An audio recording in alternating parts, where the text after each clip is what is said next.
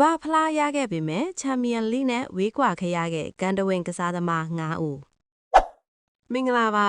24/7 Soccer Channel မှာပြန်လည်ကြိုဆိုလိုက်ပါတယ်ဘောလုံးသမားတိုင်းရဲ့အိမ်မှာကတော့ကမ္ဘာဖလားနဲ့ချန်ပီယံလိဖလားတွေကိုကင်မြောက်နိုင်ဖို့ပါပဲဒါပေမဲ့ကန်ဂျမာကမျက်နှာသာမပေးခဲ့လို့နိုင်ငံအသင်းနဲ့ကမ္ဘာချန်ပီယံထိခဲ့ပေမဲ့ဥရောပရဲ့အမြင့်ဆုံးကလပ်အသင်းစုဖလားကိုတခါမှမရခဲ့ဘူးတဲ့နာမည်ကြီးကန်တဝင်တွေရှိနေပါတယ်ဒီနေ့မှာတော့အဲ့ဒီလိုကန်မကောင်းခဲ့တဲ့ကစားသမား9ဦးအကြောင်းကိုတင်ဆက်ပေးသွားမှာပါ1ရိုနယ်ဒိုနာဇာရီယိုပထမဆုံးတစ်ယောက်ကတော့ခိယဆန်လိုလူသိများတဲ့ဘရာဇီးကန်နဝင်ရိုနယ်ဒိုပါသူဟာဘရာဇီးအသင်းနဲ့ကမ္ဘာဖလား2ချိန်တောင်ရရှိခဲ့သူပါဒါပေမဲ့ထူးဆန်းတာကသူဟာရီယယ်မက်ဒရစ် AC မီလန်အင်တာမီလန်ဘာစီလိုနာတို့လိုအသင်းကြီးတွေမှာကစားခဲ့ပေမဲ့ချန်ပီယံလိဖလားကိုတော့တခါမှမကင်မြောက်ခဲ့ရပါဘူး2003ခုနှစ်မှာရီယယ်နဲ့အတူဆီမီဖိုင်နယ်ထိရောက်ခဲ့တာကသူ့အတွက်အနည်းဆက်ဆုံးထိခဲ့ပါတယ်နှစ်ဂျန်လူဝီဂျီဘဖွန်ပါဒုတိယတစ်ယောက်ကတော့ကမ္ဘာအကောင်းဆုံးဂိုးသမားစီးရင်ဝင်အီတလီကန်တဝင်ဘဖွန်ပါ2006ကမ္ဘာဖလားမှာအီတလီနဲ့အတူချန်ပီယံဖြစ်ခဲ့ပေမဲ့ UCL ဖလားကတော့သူ့အတွက်အမြဲတမ်းအိမ်မက်ဆိုးဖြစ်ခဲ့ပါတယ်သူဟာ Juventus အသင်းနဲ့အတူဘိုလူပွဲ3ချိန်တောင်တက်ခဲ့ပေမဲ့3ချိန်စလုံးရှုံးနိမ့်ပြရပါတယ်3 Fabio Cannavaro ပါ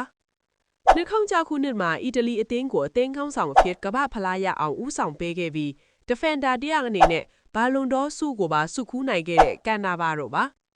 သူဟာလည်းဥရောပရဲ့ထိပ်တန်းအသင်းကြီးတွေဖြစ်တဲ့ Real, Juventus, Inter Milan တို့မှာကစားခဲ့ပေမဲ့ Champions League မှာတော့ကန်ခဲသူဖြစ်ပါတယ်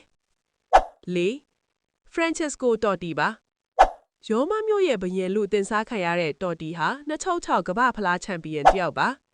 သူဟာရိုးမအသင်းအပေါ်တစ္ဆာရှိလွန်းတာကြောင့်အခြားအသင်းကြီးတွေရဲ့ကန်လာမှုကိုပယ်ချခဲ့ပါတယ်ဒါကြောင့်လေသူဟာကမ္ဘာဖလားကိုရခဲ့ပေမဲ့ကလပ်အသင်းနဲ့ချန်ပီယံလိဖလားကိုရယူဖို့အခွင့်အရေးမရခဲ့တာကဖြစ်ပါတယ်5 Patrick Vieira ပါနောက်ဆုံးတစ်ယောက်ကတော့အာဆင်နယ်နဲ့ပြင်သစ်အသင်းတို့ရဲ့ကွင်းလယ်လူကြီး Vieira ပါ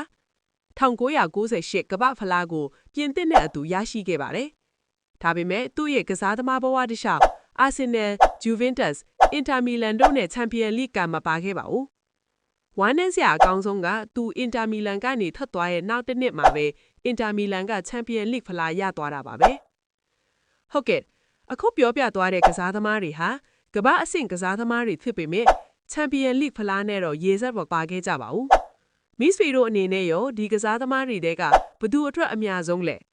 ဒါမှမဟုတ်တခြားဘသူတွေကြံသေးလဲဆိုတာ comment မှာရေးပေးခဲ့ကြပါဦးဗီဒီယိုလေးကိုကြိုက်နှစ်သက်ရင် like and subscribe လုပ်ထားဖို့မမေ့ပါနဲ့အောင်နော်အားလုံးကိုကျေးဇူးတင်ပါတယ်